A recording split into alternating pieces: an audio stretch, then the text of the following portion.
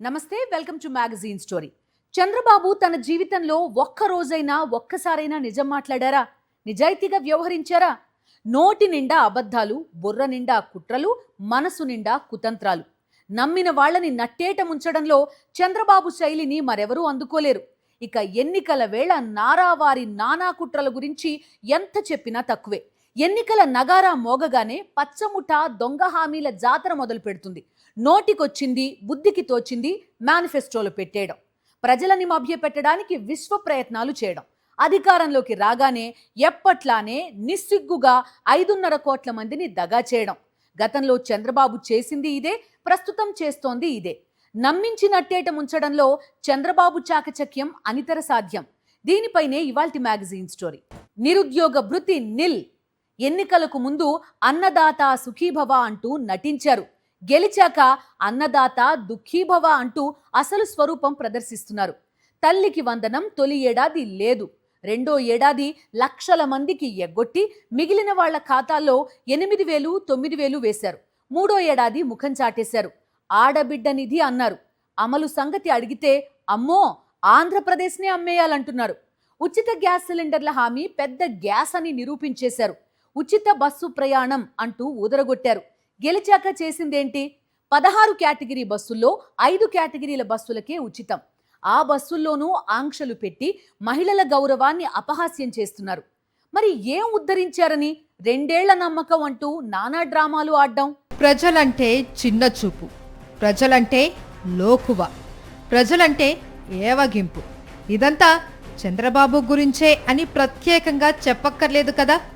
ఎందుకంటే దశాబ్దాల తన రాజకీయ జీవితంలో ప్రజలను చంద్రబాబు మోసం చేసినట్టుగా, చంద్రబాబు వంచినట్టుగా దేశంలో మరే నాయకుడు దగా చెయ్యలేదు. ఎన్నికల ఏరు దాటగానే హామీల తెప్పని తగలపెట్టడంలో చంద్రబాబును మించిన నాయకుడే లేరు. Manifesto scam. ఎన్నికల వేళ అరిచేతిలో వైకుంఠం చూపించడం, నోటుకొచ్చిన హామీలను గుప్పించి ప్రజలను మభ్యపెట్టడం, గెలవగానే రాష్ట్రం దివాలా తీసింది అంటూ బికారీ మాటలు చెబుతూ హామీలను తొంగలోకి తొక్కడం. దీన్నే మేనిఫెస్టో స్కామ్ అంటారు. ఈ స్కామ్ ని పదే పదే విజయవంతంగా పూర్తి చేయడంలో తనకు తిరుగు లేదు అని అధికారంలోకి వచ్చిన ప్రతిసారి నిరూపిస్తూనే ఉన్నారు చంద్రబాబు. ఈసారి అదే మేనిఫెస్టో స్కామ్ ని అదిరిపోయే లెవెల్లో చేసేసి ప్రజలను వంచడం మాత్రమే కాదు, అప్పుల నుంచి అవినీతి దాకా అనేక కోణాల్లో ఆంధ్రప్రదేశ్కి వెన్నుపోటు పొడిచేశారు చంద్రబాబు. ఎన్నికలకు ముందు గొంతు చించుకొని పదే పదే చంద్రబాబు చెప్పింది మీకు గుర్తుందా? సంపద సృష్టించాలి, సంపద సృష్టిస్తా, సంపద సృష్టించడం, సంపద సృష్టిస్తా, సంపద సృష్టిస్తాం, సంపద సృష్టించడం తెలియాలి, సంపద సృష్టిస్తాం, సంపద సృష్టించడం తెలిసిన పార్టీ తెలుగుదేశం పార్టీ. విన్నారుగా, ఎన్నికల వేళ ఏ రేంజ్లో చంద్రబాబు సంపద సృష్టించడంలో తన చాకచక్యం గురించి చెబుతూ ప్రజలను చావగొట్టారో. కానీ అధికారంలోకి వచ్చాక చేసిందేంటి? సృష్టించింది సంపద కాదు, అప్పులు. చేసింది సంపద సృష్టి కాదు, అవినీతి. వీటితో పాటు ఎప్పటిలానే ఎన్నికల ఏరు దాటగానే హామీల తెప్ప తగలబెట్టేశారు. సార్వత్రిక ఎన్నికల్లో సూపర్ 6 సహా 143 హామీలతో ప్రజలను నమ్మించి ఓట్లేయించుకొని విజయం సాధించిన చంద్రబాబు నేతృత్వంలోని టీడీపీ కూటమి అధికారంలోకి వచ్చి 2 ఏళ్లు పూర్తయ్యాయి. అయితే ఏరు దాటే వరకు ఓడ మల్లన్న, ఏరు దాటాక బోడి మల్లన్న అనే సామెతను అవపోసన పట్టిన సీఎం చంద్రబాబు అధికారం చేపట్టిన వెంటనే తన నైజాన్ని చాటి చెప్పారు. సూపర్ 6 సహా సంక్షేమ పథకాలు అమలు చెయ్యాలి అని ఎవరైనా ప్రశ్నిస్తే సంపద సృష్టించే రహస్యం చెవిలో చెప్పండి, సంపద సృష్టించాక సంక్షేమం ఇస్తా అంటూ ఎదురు దాడికి దిగడం మొదలుపెట్టారు. సూపర్ 6 పథకాల్లో ఆడబిడ్డ నిధి పథకం ఒకటి. రాష్ట్రంలో 18 ఏళ్లు నిండిన మహిళలు 2.07 కోట్ల మంది ఉన్నారు. ఇందులో 18 నుంచి 59 ఏళ్ల మధ్య వయసు ఉన్నవారు 1.80 కోట్ల మంది. వీరికి నెలకు 1,500 చొప్పున ఏడాదికి 18,000ను ఆడబిడ్డ నిధి కింద ఇస్తాను అని సీఎం చంద్రబాబు హామీ ఇచ్చారు. కానీ 2 ఏళ్లలో ఒక్క పైసా ఇవ్వలేదు. ఆడబిడ్డ నిధి అమలు చెయ్యాలంటే ఆంధ్రప్రదేశ్ని అమ్మేయాలి అని గతంలోనే ఒక మంత్రివర్యులు క్లూ ఇచ్చారు. ఇప్పుడు చంద్రబాబు క్లారిటీ ఇచ్చేశారు. ఆడబిడ్డలను నిండా ముంచేశామని తేల్చి చెప్పేశారు. ఆడబిడ్డ నిధి నెలకు 1500 రూపాయలు మీ అకౌంట్ లో వేస్తాను. ఈ 1500 రూపాయల వల్ల ఇంట్లో ఎంతమంది ఉంటే ఎంతమందికి వేస్తే అక్కడికి వదిలిపెట్టను. 1500 15,000 చేసే మార్గం చూపిస్తా. 15,000 1,50,000 చేసే మార్గం చూపిస్తా. అక్కడి నుంచి పెంచుకుంటా పోతాం. ఆడబిడ్డ నిధి చెప్పాం. ఆర్థిక ఇబ్బందులున్నాయి, దాన్ని కూడా నేను ఒప్పుకుంటున్నాను. జూన్ 2024 నుంచి ఆడబిడ్డ నిధి ఇస్తామని ఎన్నికల్లో హామీ ఇచ్చారు చంద్రబాబు. టీడీపీ నేతలు ఇంటింటికి వెళ్లి బాండ్లిచ్చారు. గెలిచాక మొహం చాటేశారు. 2 ఏళ్లుగా ప్రతి మహిళకు 36,000 రూపాయలు ఎగనామం పెట్టేశారు బాబు. ఇంత దారుణంగా తమకు మోసం చేసిన చంద్రబాబుపై మహిళా లోకం తీవ్ర ఆగ్రహం వ్యక్తం చేస్తోంది. కేవలం ఆడబిడ్డ నిధి మాత్రమే కాదు, సూపర్ 6లో ఏ హామీని నెరవేర్చలేదు. నిరుద్యోగులకు నెలకు 3,000 రూపాయలు నిరుద్యోగ భృతి ఇస్తాము అన్నారు. ఈ 2 ఏళ్లలో రూపాయి ఇచ్చిన పాపాన పోలేదు. పైగా నిరుద్యోగులను మరింత అవహేళన చేస్తూ మెగా డిఎస్సి అని చెప్పి దగా డిఎస్సి నిర్వహించారు. డిఎస్సి స్కామ్ పై యువత తీవ్ర స్థాయిలో మండిపడుతుంది. చంద్రబాబు సంక్షేమాన్ని పూర్తిగా సంక్షోభంలోకి నెట్టేశారు. సంపద సృష్టించి సంక్షేమాన్ని మరింత మెరుగ్గా అమలు చేస్తామని ఎన్నికలకు ముందు నమ్మబలికి ఇప్పుడు ఉన్న సంపదని ఊడ్చేస్తున్నారు. విచ్చలవిడిగా అప్పులు చేయడంతో చంద్రబాబు పాలనలో ఆర్థిక ప్రతిష్ట దిగజారినట్లు కాగ్ నివేదిక స్పష్టంగా చెప్పేసింది. 365 రోజుల్లో 357 రోజులు అప్పులపైనే చంద్రబాబు సర్కారు మనుగడ సాగించినట్లు చెబుతున్న కాగ్ నివేదిక చంద్రబాబు పాలన ఎంత గొప్పగా ఉందో చెప్పడానికి చిన్న ఉదాహరణ. ప్రభుత్వ స్థానిక సంస్థల ఆస్తులను తాకట్టు పెట్టి బడ్జెట్ లోపల బడ్జెట్ బయట చంద్రబాబు సర్కారు ఏకంగా 3.47 లక్షల కోట్ల మేర అప్పులు చేసింది. రాష్ట్ర ఖజానాను ప్రైవేటు వ్యక్తులకు తాకట్టు పెట్టేయడంతో పాటు ఎడాపెడా అప్పులతో ఆర్థిక విధ్వంసం సృష్టించారు. ప్రజల తలసరి ఆదాయం, ప్రభుత్వ రాబడిని పెంచకుండా ఇసుక నుంచి మద్యం దాకా, సిలికా నుంచి లేటరైట్ వరకు ప్రకృతి వనరుల దోపిడీకి తెరతీశారు. విలువైన ప్రభుత్వ భూములను బంధుగణానికి అప్పనంగా దోచిపెట్టారు. ఆడబిడ్డ నిధి ఇవ్వాలంటేనంట ఆంధ్ర రాష్ట్రాన్ని అమ్మాలంట. మరి ఎన్నికల ముందు తెలీదా వీళ్ళకి? 45 ఇయర్స్ ఇండస్ట్రీగా చంద్రబాబు నాయుడు గారు మరి ఆ రోజుని అసెస్మెంట్ చేసుకోలేదా? డబ్బులు సరిపోవని ఆ రోజు తెలీదా? ఎవరిని మోసం చేయడానికి మాటలు మాట్లాడుతున్నారు? చెప్పాలంటే మీరు మహిళలతో పెట్టుకున్నారు. మరి నారీ శక్తి అంటే ఏంటో ఈ నారా శక్తికి ఖచ్చితంగా నారా వారికి చూపించే రోజులు ముందు ఉన్నాయని చెప్పి మహిళా లోకం హెచ్చరిస్తుందని తెలియజేస్తున్నాను. విచ్చలవిడిగా అప్పులు చేసిన సూపర్ 6, 7 ఎన్నికల హామీలను నెరవేర్చకుండా ప్రజలకు నమ్మక ద్రోహం చేశారు. చంద్రబాబు 2 ఏళ్ల పాలన నమ్మక ద్రోహం, మోసం, వెన్నుపోట్లు, ప్రశ్నించే గొంతులను అణగదొక్కడమే లక్ష్యంగా సాగింది. కూటమి సర్కార్ అధికారంలోకి వచ్చి 2 ఏళ్లు పూర్తయిన సందర్భంగా తిరుపతిలో నిర్వహించిన సభలో దొంగే దొంగ దొంగ అని చందంగా చంద్రబాబు సూక్తులను విని రాష్ట్ర ప్రజలు విస్తుపోయారు. 2 ఏళ్ల పాలనలో తన నిర్వాకాలను వైఎస్ఆర్సీపీకి ఆపాదిస్తూ నిస్సిగ్గుగా నిందలు మోపారు. 2 ఏళ్ల నమ్మకం అంటూ కూటమి ప్రభుత్వం సభ నిర్వహించడంపై అన్ని వర్గాల ప్రజల్లో తీవ్ర విస్మయం వ్యక్తమవుతుంది. సూపర్ 6లతో సహా ఎన్నికల హామీలను నెరవేర్చకపోగా వైఎస్ఆర్సీపీ హయాంలో ఇచ్చిన సంక్షేమ పథకాలను సైతం రద్దు చేసిన రాక్షస తత్వం ఈ పాలకులదే. అలాంటిది ఇప్పుడు చంద్రబాబు ఏ మోహం పెట్టుకొని నమ్మకం పేరుతో సభ నిర్వహిస్తారు అని ప్రజలు సూటిగా ప్రశ్నిస్తున్నారు. హామీలు అమలు చేసి నిజాయితీ నిరూపించుకున్నామంటూ చంద్రబాబు చెప్పడంపై నివ్వెరపోతున్నారు. చంద్రబాబు ప్రభుత్వం అధికారంలోకి వచ్చాక ఏపీఎస్బీసీఎల్ నుంచి మద్యం ఆదాయాన్ని తాకట్టు పెట్టి బాండ్ల జారీ ద్వారా భారీ అప్పులు చేసింది. 2025 డిసెంబర్లో ఏపీఎస్బీసీఎల్ ద్వారా బాండ్లు జారీ చేసి 5,750 కోట్లు అప్పు చేశారు. ఇటీవల కేబినెట్ సమావేశంలో ఈ మొత్తాన్ని 11,850 కోట్లకు పెంచారు. ఇలాంటి అప్పులు ఎఫ్ఆర్బిఎం నిబంధనలకు విరుద్ధమని కేంద్ర ప్రభుత్వం కాగ్ వారించినా చంద్రబాబు ఖాతరు చేయడం లేదు. జగన్ ప్రభుత్వం ప్రభుత్వ రంగంలో ఒకేసారి 17 కొత్త మెడికల్ కాలేజీల నిర్మాణాలను చేపట్టగా వాటిని ప్రైవేటు వ్యక్తులకు ధారాదత్తం చేస్తూ నిర్ణయం తీసుకున్నది చంద్రబాబు ప్రభుత్వమే. అలాగే పౌర సేవలను ప్రైవేటు పరం చేయాలి అని, మున్సిపల్ ఆస్తులను ప్రైవేటు సంస్థలు వ్యక్తులకు దీర్ఘకాలిక లీజుకు లేదా విక్రయించేందుకు అనుమతిని ఇస్తూ మార్గదర్శకాలు జారీ చేసింది చంద్రబాబు ప్రభుత్వమే. ఎన్నికలకు ముందు అరిచేతిలో వైకుంఠం చూపించిన చంద్రబాబు ఎన్నికల హామీల విషయంలో మాత్రమే కాదు, అన్ని రకాలుగా ఆంధ్రప్రదేశ్ ప్రజలకు వెన్నుపోటు పొడి చేశారు. రాష్ట్రాన్ని చీకట్లోకి నెట్టేశారు. తెలుగు జాతికి కళంకంగా మారిన రాజకీయం, తెలుగు జాతి సిగ్గుతో తలదించుకునే కుట్రలు, తెలుగు జాతి నిద్రలో కూడా ఉలిక్కిపడే దగాకోరుతనం, ఇలా చెప్పుకుంటూ పోతే దశాబ్దాలుగా చంద్రబాబు చేస్తూ వచ్చిన ఘనకార్యాల గురించి చాలానే చెప్పొచ్చు. ఇప్పుడు తెలుగు జాతిని దాటుకుని యావత్ హిందూ సమాజమే ఆగ్రహంతో ఊగిపోయేలా ఆ దేవదేవుడు వెంకటేశ్వర స్వామి మీద కుట్ర చేసే హీన స్థితికి సైతం దిగజారిపోయారు. నీకు 15,000, నీకు 15,000, నీకు 18,000 అంటూ ఎన్నికల ముందు ఊదరగొట్టి అధికారంలోకి రాగానే ప్లేటు తిప్పేసిన తీరు చూసి నిజానికి ఎవరూ పెద్దగా ఆశ్చర్యపోలేదు, షాక్కి గురి కాలేదు. ఎందుకంటే నమ్మించి నట్టేట ముంచడంలో చంద్రబాబు ట్రాక్ రికార్డ్ ఆ రేంజ్ది. మరి 2014లో చేసిందేంటి? రైతు రుణమాఫీ అని ఒట్లు పెట్టి గెలవగానే అన్నదాతల బతుకుల మీద చావు దెబ్బ కొట్టింది ఇదే చంద్రబాబు కదా.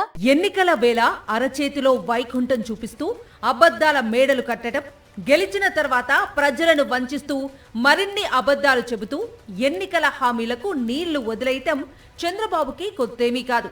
చంద్రబాబు చేతిలో మోసపోవటం కూడా తెలుగు ప్రజలకు, ఏపీ ప్రజలకు కొత్తేమీ కాదు. కాకపోతే అదే ప్రజలను పదే తన మాయమాటలతో వంచించి అధికారాన్ని దక్కించుకోవటం, గెలిచిన తర్వాత నాలుక మడత పెట్టి హేళన చేసి హామీలను అటకెక్కించి ప్రజలను దగా చేయటంలో మాత్రం చంద్రబాబుతో దేశంలోని మరే రాజకీయ నాయకుడు పోటీ పడలేడు. ప్రజలను నమ్మించి నిలువునా ముంచటంలో చంద్రబాబుది ఘన చరిత్ర. 2014లో కూడా రైతులను, డ్వాక్రా మహిళలను, నిరుద్యోగులను ఇలానే భ్రమల్లో ముంచి గెలిచిన తర్వాత చుక్కలు చూపించాడు. నాడు వ్యవసాయ రుణాలన్నింటినీ బేషరతుగా మాఫీ చేస్తానని పీఠంపైకి ఎక్కిన తర్వాత అన్నదాతల పీక నులిమేశారు. నాడు గెలవగానే వ్యవసాయ రుణాల మాఫీలో కోతలకు కోటయ్య కమిటీని ఏర్పాటు చేశారు. ఫలితంగా 87,612 కోట్ల రుణాలను 25,000 కోట్లకు కుదించి చివరికి 15,000 కోట్ల లోపే మాఫీ చేసిన జిత్తుల మారి నారా చంద్రబాబు. ఆ కుట్రకి బలైపోయిన ఎందరో రైతులు ఆత్మహత్యలు చేసుకున్నారు. ఆత్మహత్య చేసుకున్న రైతుల కుటుంబాలకు పరిహారం ఇవ్వకుండా కూడా ఎగ్గొట్టిన మోసకారి చంద్రబాబు. రైతులకు రుణ విముక్తి చేయాలి, రైతులను ఆదుకోవాలని ఈ జిల్లా నుంచే ప్రకటించిన మాట మళ్ళొక్కసారి గుర్తు చేస్తున్నాం. ఏ రైతు కూడా రుణాలు కట్టవలసిన అవసరం లేదు. మీ రుణాలు నా భుజస్కంధాలపైన మోసినా సరే మీకు న్యాయం చేపిస్తాను. కేంద్ర ప్రభుత్వం కూడా ముందుకు రాలేకపోయారు. బ్యాంకులు కూడా నా మీద ఒత్తిడి తీసుకొచ్చారు.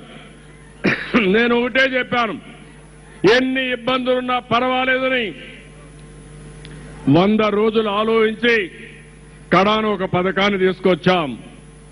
దాని ప్రకారం ఏ రైతు కూడా ఒక్క పైసా మీరు రుణాలు కట్టకుండా పూర్తిగా రుణాలు చెల్లించే బాధ్యత నేను తీసుకుంటున్నాను. మీరు భయపడవలసిన అవసరం లేదు. మీ ఇంటికి ఏ బ్యాంకులు రాడు, ఎలాంటి జప్తులు ఉండవు. ఈ నెల 22వ తారీఖున 20% బ్యాంకుల్లో వేసి ఆ తర్వాత మీ రుణాలు రీషెడ్యూల్ చేసి తిరిగి మీకు అప్పించే బాధ్యత నేను తీసుకుంటున్నాను. రుణమాఫీలు ఎక్కడ చేయలేదు. రుణమాఫీలు ఇచ్చేసి 1 టైం సెటిల్మెంట్ అయిపోయింది కదా, ఇంకేం చేస్తారు? పూర్తిగా చేస్తారే. ఆ రోజు ఏదైతే చెప్పామో వాళ్ళకి ఇవ్వాల్సినటువంటి 1.5 lakh 1 టైం అన్నారు. 1 టైం ఇచ్చేసాం. పూర్తిగా చేస్తాను ఎవరు చెప్పారు? నువ్వు చెప్పుకోండి. ఇట్లా ఆశ నేను చెప్పేదంటే ప్రతి ఒక్కరికి కూడా ఒక ఓపిక ఉండాలా. నేను చెప్పిన మాట అమలు చేస్తున్నా. ఆ రోజు 1.5 lakh మీలాంటి వాళ్ళు ఒకరిద్దరు ఉండే ఈ ప్రాబ్లమ్స్ వస్తున్నాయి. రియల్గా చెప్తున్నా, ఏమనుకోవద్దండి. అది కూడా నేను చెప్పాల్సి వస్తుంది పబ్లిక్కి. చెప్పకపోతే నేను ఫెయిల్ అవుతాను. నేను 1.5 lakh చెప్పాను, 1.5 lakh ఇచ్చాం. నువ్వేమన్నా అంతా చేస్తున్నారంట.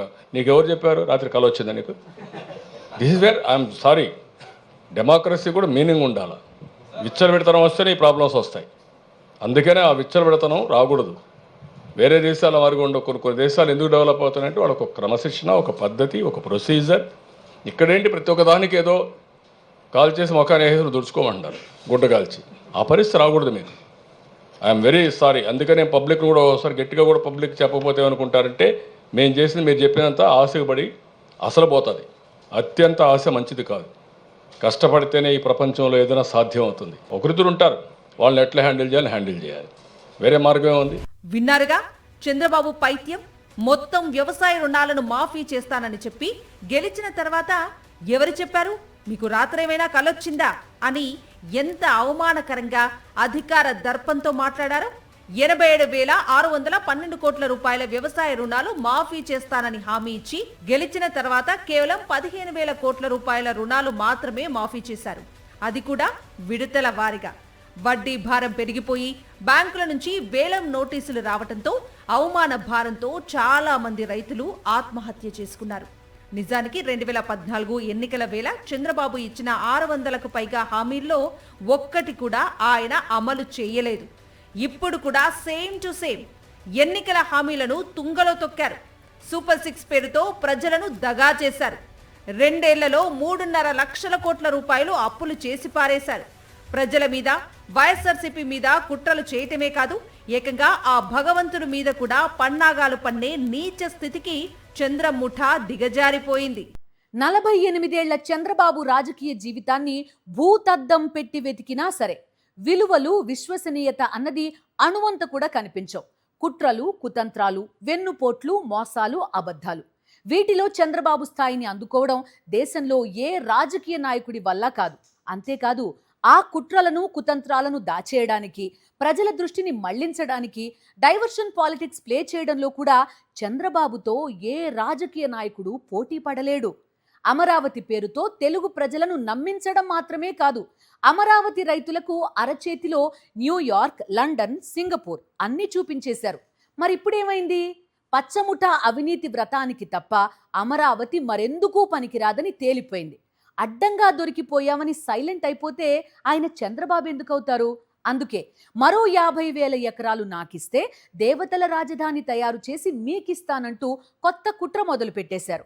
అమరావతి పేరుతో ఏపీ ప్రజలను మోసం చేయటమే కాదు, తరతరాలుగా వస్తున్న తమ భూములను ఇచ్చిన రైతులను కూడా నట్టేట ముంచేశారు చంద్రబాబు.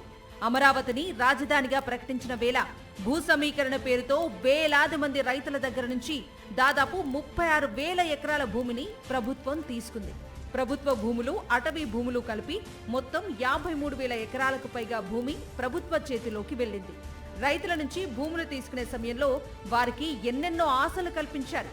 మీరు భూములిస్తే కోటీశ్వరులు అవుతారు, మీ గ్రామాలు సింగపూర్లా మారిపోతాయి, 3 ఏళ్లలో అంతర్జాతీయ స్థాయిలో అభివృద్ధి చేసిన ప్లాట్లు మీ చేతిలో పెడతాం అంటూ బాబు ప్రభుత్వం విపరీత ప్రచారం చేసింది. దీంతో భూములిచ్చిన రైతులు పొంగిపోయారు. తమ పిల్లల భవిష్యత్తు బంగారమే అని సంబరపడ్డారు. 10 ఏళ్లు గడిచిపోయాయి. నాడు రైతుల చిన్న పిల్లలంతా ఇప్పుడు ఉన్నత చదువులకు వచ్చారు. ఆడపిల్లలు పెళ్లిడికొచ్చారు. ఇటు చూస్తే పొలం లేదు, అటు చూస్తే చంద్రబాబు ఇస్తానన్న రెసిడెన్షియల్, కమర్షియల్ ప్లాట్స్ లేవు. పిల్లలకు మంచి చదువులు కూడా చెప్పించలేక అల్లాడుతున్నారు. 11 ఏళ్ల క్రితం భూములిచ్చిన రైతుల బతుకులను వాగుల్లోకి ఈడ్చేసిన చంద్రముఠ మరో 50,000 ఎకరాల మీద కన్నేసి వేలాది మంది రైతుల బతుకులను వెక్కిరించడానికి రెడీ అయిపోయింది. నాడు రైతులను పచ్చముఠ ఎంతగా నమ్మించిందంటే కేవలం ప్లాట్ల హామీలే కాదు, రాజధాని గ్రామాల్లో ఉన్న ప్రతి కుటుంబానికి భరోసా కల్పిస్తామని ప్రకటించింది.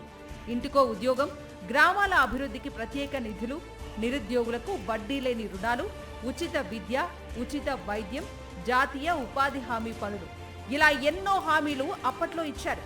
29 గ్రామాల్లో ఉన్న పిల్లలకు యూకేజీ నుంచి పీజీ వరకు ఉచిత విద్య ఇస్తామని చెప్పారు. ఏ వ్యాధి వచ్చినా ఉచిత వైద్యం అందిస్తామని అధికారిక ప్రకటనలు చేశారు. కానీ జరుగుతోంది మాత్రం వేరు. 3 ఏళ్లలో ప్లాట్లు ఇస్తామని చెప్పినా 11 ఏళ్లు దాటిపోయాయి. అంతర్జాతీయ స్థాయిలో అభివృద్ధి చేసిన ఒక్క ప్లాట్ కూడా రైతుల చేతిలో పెట్టలేదని వారంటున్నారు. అమరావతిలో రోడ్లు వేయటానికి, కరెంటు ఇవ్వటానికి, డ్రైనేజ్ వ్యవస్థ, నీళ్లు వంటి బేసిక్ వసతులు కల్పించడానికే ఎకరానికి 2 కోట్ల రూపాయలు ఖర్చవుతుందని కేంద్రానికి, బ్యాంకులకు జీపీఆర్లు ఇచ్చారు చంద్రబాబు. ఇది స్వయంగా చంద్రబాబు వేసిన అంచనా. ఎకరానికి 2 కోట్ల రూపాయలు అంటే 1,00,000 ఎకరాలకు 2 లక్షల కోట్ల రూపాయలన్నమాట. ఇప్పటికే 12 ఏళ్లు గడిచాయి. 2014 నుంచి ఇప్పటి వరకు ఏమీ లేదు. ఇంకా ఎన్ని దశాబ్దాలు పడుతుందో తెలియదు. డబ్బంతా రోడ్లు, కరెంట్, డ్రైనేజ్, నీళ్లకే ఖర్చవుతోంది. ఆ 2 లక్షల కోట్ల అంచనా దశాబ్దాలకు 4 లక్షల కోట్లవుతుందో ఇంకా ఎంత అవుతుందో తెలియదు. చివరికి 12 ఏళ్ల తర్వాత కూడా రాష్ట్రానికి రాజధాని లేదు. ఇంకా 20 ఏళ్ల తర్వాత కూడా అదే పరిస్థితి ఉంటుంది. ఎందుకంటే అమరావతిలో మౌలిక సదుపాయాల కల్పన కోసం చంద్రబాబు 7 ఏళ్లలో చేసిన ఖర్చు 8,000 కోట్ల రూపాయలు. లక్షల కోట్ల రూపాయలు ఖర్చు చేయాలన్న పెద్ద మనిషి 7 ఏళ్లలో 8,000 కోట్లు ఖర్చు చేశారు. అంటే ఏడాదికి 1,000 కోట్ల రూపాయలన్నమాట. ఈ లెక్కన అమరావతిలో మౌలిక సదుపాయాల కల్పన కోసం 2 లక్షల కోట్ల రూపాయలు ఖర్చు చేయాలంటే 200 ఏళ్ల సమయం పడుతుందన్నమాట. అప్పటికి 2 లక్షల కోట్ల రూపాయల అంచనా వ్యయం 20 లక్షల కోట్ల రూపాయలకు చేరుతుంది. అంత డబ్బు అప్పిచ్చేదెవరు? అన్ని లక్షల కోట్ల రూపాయలు తిరిగి ఎలా కట్టాలి? ఇలా దశాబ్దాలు అమరావతిలో రోడ్లు వేసుకుంటూ, డ్రైనేజీలు తవ్వకుంటూ గడిపేస్తే అసలు రాజధాని నగరం ప్రజలకు అందుబాటులోకి వచ్చేదెప్పుడు? అందుకే అమరావతి ఆంధ్రప్రదేశ్కు గుదిబండ అని తేలిపోవటంతో మావిగన్ ప్రతిపాదన చేశారు వైఎస్ జగన్మోహన్ రెడ్డి. మావిగన్ ఏపీకి గ్రోత్ ఇంజన్ అని ప్రజలంతా గ్రహించిన పచ్చముఠా మాత్రం మావిగన్ మీద విషం కక్కుతూనే ఉంది. 2 ఏళ్లలో ఏపీని సర్వనాశనం చేసేసిన చంద్రబాబు ప్రభుత్వం వచ్చే 3 ఏళ్లలో ఎంతటి విధ్వంసం సృష్టిస్తుందో అని 5.5 కోట్ల మంది ప్రజలు హడలిపోతున్నారు. ఇది ఇవాల్టి మ్యాగజైన్ స్టోరీ. మరో ఇంట్రెస్టింగ్ టాపిక్ తో మళ్ళీ కలుద్దాం. అంతవరకు స్టే ట్యూన్డ్.